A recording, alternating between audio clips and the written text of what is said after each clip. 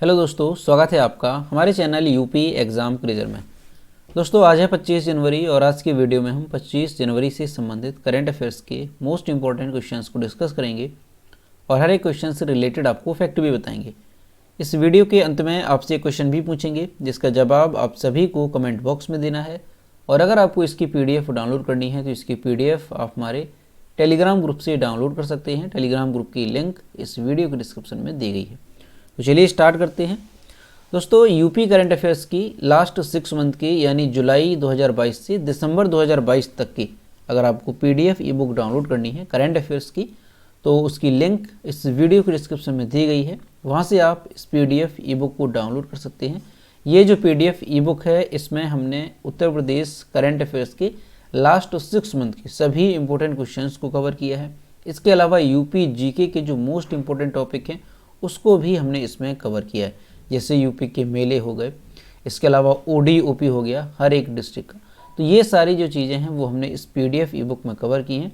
तो अगर आपको डाउनलोड करनी है तो इसकी लिंक वीडियो के डिस्क्रिप्शन में दी गई है। और अगर इसे डाउनलोड करने में कोई प्रॉब्लम होती है तो साइट पर आपको व्हाट्सएप नंबर और ईमेल मिल जाएगा जिस पर आप कॉन्टैक्ट कर सकते हैं। चलिए स्टार्ट करते हैं। तो आज का सेशन शुरू करने से पहले हम कल के क्वेश्चंस का रिवीजन करेंगे। कल का पहला क्वेश्चन है, भारत के किस राज्य में स्थित अहोम मैदान को यूनेस्को विश्व विरासत धरोहर स्थल के लिए नामांकन किया जाएगा? तो ऑप्शन यहाँ पे ए करेक्ट हो जाएगा। कहाँ पे स्थित है? असम में स्थित है अहोम मैदान। अगला है, 74वें गणतंत्र दिवस की परेड में इस बार कुल कितनी झांकियों का प्रदर्शन किया जाएगा? ऑप्शन यहाँ पे बी करेक्ट होगा। इस बार 23 झांकियों का प्रदर्शन किया जाएगा। अगला है, राष्ट्रपति द्रौपदी मुर्मू ने नई दिल्ली में एक समारोह में प्रधानमंत्री राष्ट्रीय बाल पुरस्कार 2023 से कितने बच्चों को सम्मानित किया? ऑप्शन यहाँ पे बी करेक्ट हो जाएगा, 11 बच्चों को। अगला है, भारत में G20 की अध्यक्षता के तहत पहली बार बिजनेस 20 यानी कि B20 इंसेप्शन मीटिंग किस राज्य में आयोजित की जा रही है?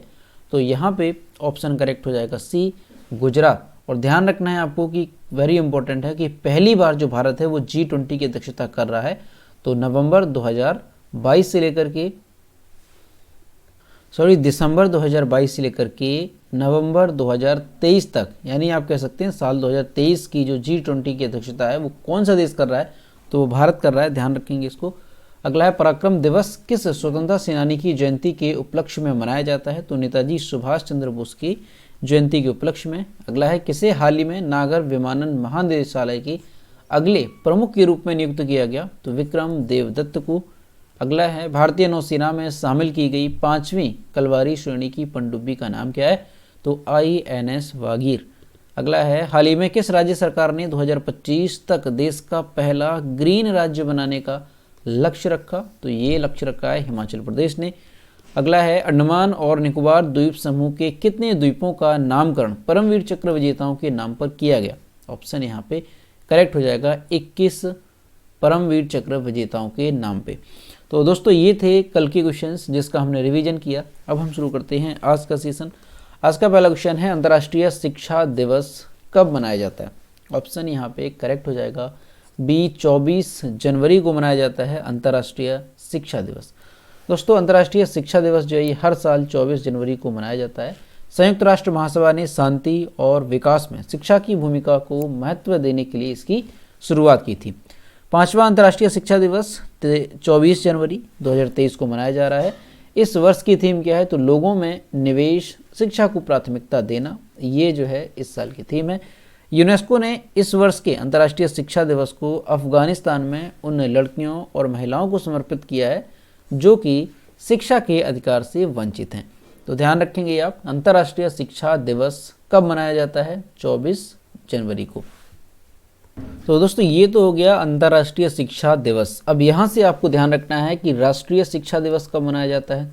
तो राष्ट्रीय शिक्षा दिवस की अगर हम बात करें, राष्ट्रीय शिक्षा दिवस, तो जो राष्ट्रीय शिक्षा दिवस है ये हर साल कब मनाया जाता है? तो राष्ट्रीय शिक्षा दिवस 11 नवंबर को मनाया जाता है। इस बात को ध्यान रखेंगे, 11 नवंबर।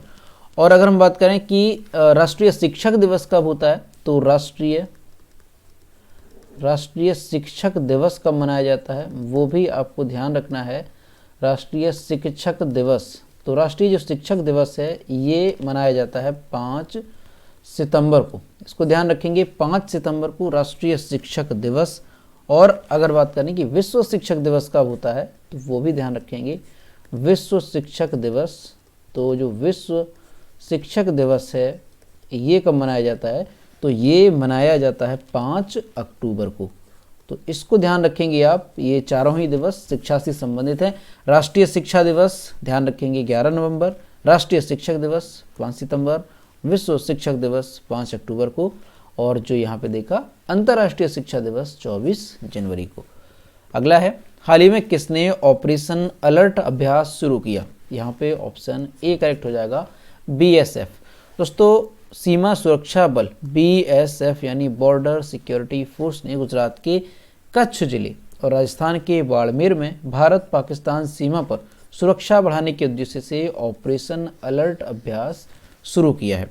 ये अभ्यास 21 जनवरी को शुरू हुआ और सर क्रीक, जो कि दलदली एक क्षेत्र है, एक क्षेत्र का नाम है सर क्रीक, वहाँ से अंतर्राष्ट्रीय सीमा पर 28 जनवरी तक चलेगा। यह गणतंत्र दिवस समारोह के दौरान राष्ट्र विरोधी तत्वों के किसी भी गलत इरादे को विफल करने हेतु किया जा रहा है। तो ध्यान रखेंगे ऑपरेशन अलर्ट जो है किसके द्वारा शुरू किया गया, BSF के द्वारा शुरू किया गया। और इसका उद्देश्य क्या है, तो 21 से 28 जनवरी तक ये ऑपरेशन जारी रहेगा, ऑपरेशन अलर्ट। और इसका उद्देश्य ये है कि जो गणतंत्र दिवस है उस समारोह के दौरान कोई भी समस्या ना हो, तो इसीलिए इसको जो है स्टार्ट किया गया है BSF के द्वारा।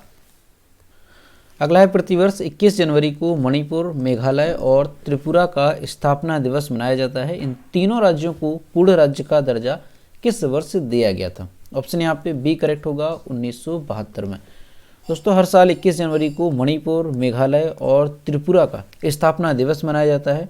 1971 के उत्तर पूर्वी क्षेत्र यानी कि पुनर्गठन अधिनियम के तहत राज्य का दर्जा प्राप्त करने वाले ये तीनों राज्य इस वर्ष अपनी 51वीं वर्षगांठ मना रहे हैं। 1971 का उत्तर पूर्वी क्षेत्र पुनर्गठन अधिनियम 21 जनवरी 1972 से प्रभावी हो गया था। ध्यान रखेंगे इस बात को, 1972 से ये प्रभावी हुआ था, यानी कि पूर्ण राज्य का इनको जो है दर्जा मिला था 21 जनवरी 1972 से। मणिपुर और त्रिपुरा रियासतें थीं जिन्हें अक्टूबर 1949 में भारत में शामिल किया गया था। तब राज्यों को केंद्र शासित प्रदेशों का दर्जा दिया गया था। तो ध्यान रखेंगे हर साल 21 जनवरी को मणिपुर, मेघालय और त्रिपुरा का स्थापना दिवस मनाया जाता है और 21 जनवरी 1972 को ये जो है इन्हें पूर्ण राज्य का दर्जा मिला था। तो इस बात को आप यहाँ से याद रखेंगे। अगला है, हाल ही में जारी रिपोर्ट के अनुसार भारतीय अर्थव्यवस्था किस वर्ष तक 26 ट्रिलियन डॉलर की अर्थव्यवस्था बन जाएगी। यहाँ पे ऑप्शन सी करेक्ट होगा, 2047 तक। दोस्तों अभी हमारे इंडिया की जो अर्थव्यवस्था है उसका लक्ष्य रखा था प्रधानमंत्री नरेंद्र मोदी के द्वारा 5 ट्रिलियन डॉलर का, और अभी एक रिपोर्ट जारी की गई है कि 2047 तक जो भारत की अर्थव्यवस्था है वो 26 ट्रिलियन डॉलर हो जाएगी। तो किसके द्वारा जारी की गई है, तो देखेंगे हाल ही में जारी रिपोर्ट के अनुसार कोविड महामारी और वैश्विक आर्थिक संकट से गुजरने के बावजूद साल 2047 तक भारत की जो अर्थव्यवस्था है वो 26 ट्रिलियन डॉलर यानी कि 26 लाख करोड़ डॉलर हो जाएगी। वहीं साल 2028 में भारत 5 लाख करोड़ और 2026 में 10 लाख करोड़ के पड़ाव पर पहुंच जाएगा। यानी 2028 तक जो भारत की अर्थव्यवस्था है वो 5 ट्रिलियन डॉलर हो जाएगी, 2036 में ये 10 ट्रिलियन डॉलर हो जाएगी और 2047 तक ये 26 ट्रिलियन डॉलर हो जाएगी। अब ये रिपोर्ट किसके द्वारा जारी की गई है, तो India at 100 realising the potential of 26 trillion economy, इस नाम से पेश इस रिपोर्ट के अनुसार 2047 में प्रति व्यक्ति, यानी इस नाम से इस रिपोर्ट को जारी किया गया है, इसको ध्यान रखेंगे। तो 2047 तक जो प्रति व्यक्ति सालाना औसत आय है वो 15,000 डॉलर यानी मौजूदा विनिमय दर के लिहाज से करीब 12.25 लाख रुपए पहुंच जाएगी। यह आज के स्तर से 6 गुना अधिक होगी। तो ध्यान रखेंगे यहाँ से कि अभी एक रिपोर्ट जारी की गई है और कहा गया कि 2047 तक जो भारत की अर्थव्यवस्था है वो 26 ट्रिलियन डॉलर हो जाएगी। और ये भी ध्यान रखेंगे 5 ट्रिलियन डॉलर की कहा गया 2028 तक और 10 ट्रिलियन डॉलर 2036 तक। अगला है, हाल ही में इंडिया ओपन बैडमिंटन चैंपियनशिप के पुरुष एकल का टाइटल किसने जीता, तो ये जीता है कुंडलावुत वित्तदर्शन ने। ऑप्शन ए करेक्ट हो जाएगा। थाईलैंड के शटलर कुनलावुत विथिदर्शन ने इंडिया ओपन का खिताब जीत लिया है।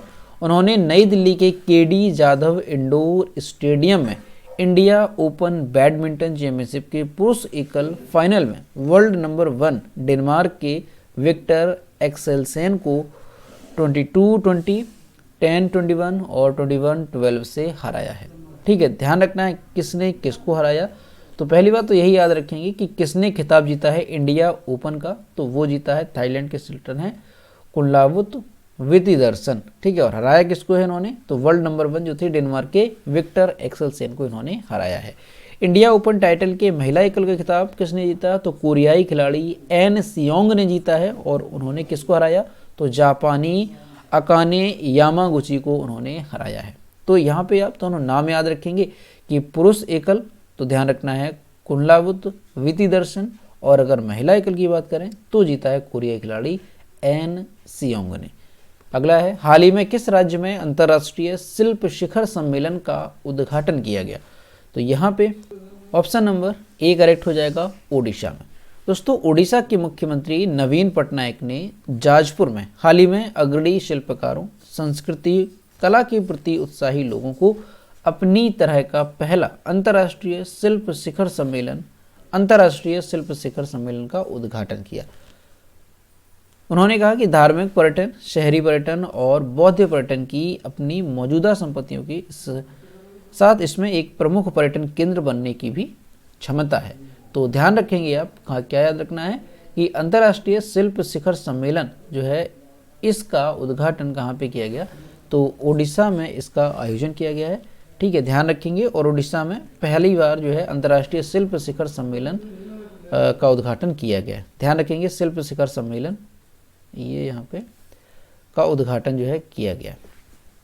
अगला है, भारतीय नौसेना ने हाल ही में किस राज्य में एमफेक्स 2023 मेगा अभ्यास का आयोजन किया, तो यहाँ पे ऑप्शन करेक्ट हो जाएगा सी, आंध्र प्रदेश में। दोस्तों, आंध्र प्रदेश के काकीनाडा के पास, ध्यान रखना है, आंध्र प्रदेश के काकीनाडा के पास हाल ही में भारतीय सेना और भारतीय वायुसेना के साथ 6 दिवसीय मेगा सैन्य अभ्यास आयोजित किया गया, जबकि सबसे बड़ा द्विवार्षिक त्रिसेवा उभयचर अभ्यास एमफेक्स 2023 17 से 22 जनवरी तक आयोजित किया गया था। ठीक है, तो ये ध्यान रखेंगे, यह अभ्यास युद्ध, राष्ट्रीय आपदाओं और तटीय सुरक्षा प्रवर्तन के दौरान भारतीय नौसेना और सेना की तैयारियों की समीक्षा करने के लिए है। तो भारतीय सेना और भारतीय वायुसेना के बीच जो 6 दिवसीय मेगा सैन्य अभ्यास था वो कहाँ पे आयोजित किया गया, तो आंध्र प्रदेश के काकीनाडा में। नाम क्या है, तो एमफेक्स 2023 नाम का ये अभ्यास है जो कि कहाँ पे हुआ, आंध्र प्रदेश में आयोजित। अगला है, निम्नलिखित में से किस राज्य में बन रहा civil court interchange metro station देश का सबसे गहराई पर स्थित मेट्रो स्टेशन होगा, तो यहाँ पे ऑप्शन बी करेक्ट हो जाएगा, महाराष्ट्र में। दोस्तों, महाराष्ट्र के पुणे में बनाया जा रहा है civil court interchange metro station, और ये देश का सबसे गहराई पर स्थित मेट्रो स्टेशन होगा। इस मेट्रो स्टेशन की गहराई कितनी है, तो जमीन से 33.1 मीटर, यानी अगर फीट की बात करें तो 108.59 फीट ये जो है ज़मीन से नीचे होगा। तो ध्यान रखना है आपको कहाँ पे बन रहा है, तो ये महाराष्ट्र में बन रहा है देश का सबसे गहराई पर स्थित मेट्रो स्टेशन। और दोस्तों, यहाँ पे महाराष्ट्र से संबंधित कुछ इंपॉर्टेंट क्वेश्चंस को रिवाइज करते हैं। तो पहला क्वेश्चन है, देश की पहली मेडिकल सिटी इंद्रायणी मेडिसिटी कहाँ स्थापित हुई, तो देश की जो पहली मेडिकल सिटी है वो कहाँ पे स्थापित हुई है, पुणे महाराष्ट्र में। ध्यान रखना है आपको, पुणे महाराष्ट्र में ये स्थापित हुई है। ठीक है, नाम क्या है, इंद्रायणी मेडिसिटी, क्योंकि इस तरह से भी पूछा जा सकता है देश की पहली मेडिकल सिटी इंद्रायणी मेडिसिटी कहाँ पे स्थापित है, पुणे, या कहा जाए कि नाम क्या है, तो इंद्रायणी मेडिसिटी। अगला, statue of knowledge. Statue of knowledge जो है ये किसकी प्रतिमा है, तो ध्यान रखना है डॉक्टर बी.आर. अम्बेडकर की ये प्रतिमा है। बी.आर. अम्बेडकर की ये प्रतिमा है स्टैचू ऑफ नॉलेज। ठीक है, कहाँ पे है, महाराष्ट्र में स्थित है स्टैचू ऑफ नॉलेज। कहाँ पे महाराष्ट्र में, तो लातूर, महाराष्ट्र के लातूर में ये स्थित है, इस बात को भी ध्यान रखना है। अगला है, देश की पहली वाटर टैक्सी जो है कहाँ पे शुरू हुई है, तो देश की जो पहली वाटर टैक्सी है महाराष्ट्र में शुरू हुई है, महाराष्ट्र के मुंबई में। ध्यान रखना है, महाराष्ट्र के मुंबई में देश की पहली वाटर टैक्सी शुरू हुई। दृष्टिबाधित लोगों के लिए भारत का पहला रेडियो चैनल कौन सा है? तो दृष्टिबाधित लोगों के लिए भारत का पहला रेडियो चैनल जो है वो शुरू किया गया किस नाम से? तो रेडियो अक्ष के नाम से। और कहाँ पे लॉन्च किया गया था? तो नागपुर में।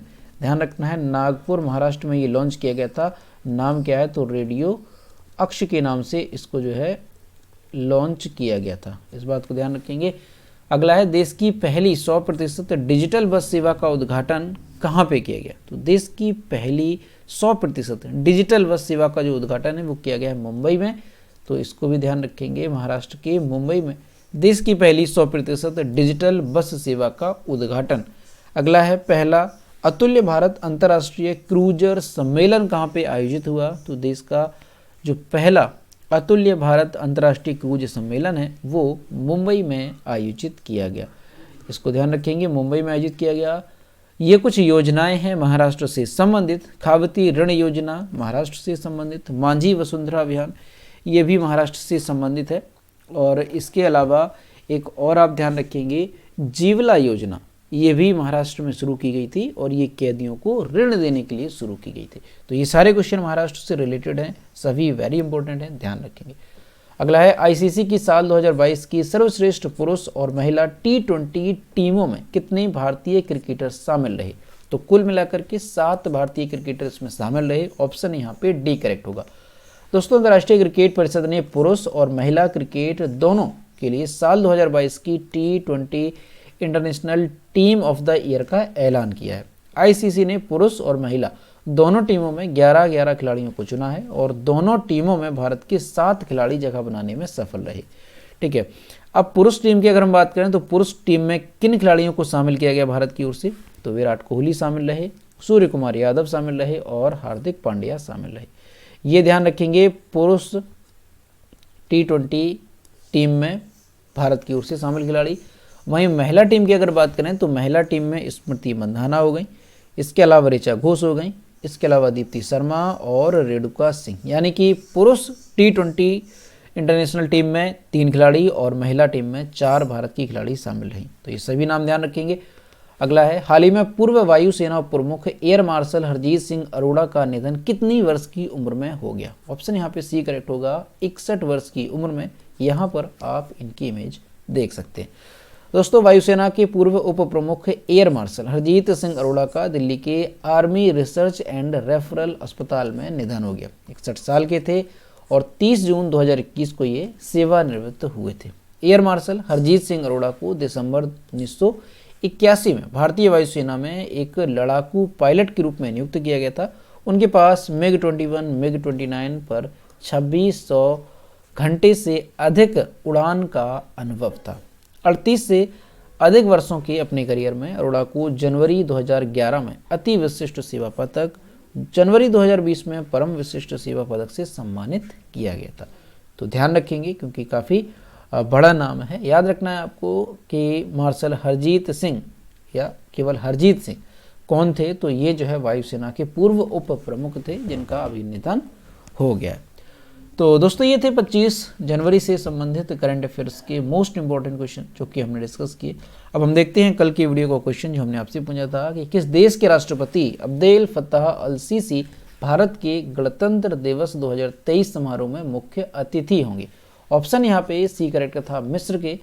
और लगभग सभी स्टूडेंट्स ने सही आंसर किए। और मैं आपसे रोज़ कहता हूँ कि सभी लोग क्वेश्चन का आंसर जरूर किया करो।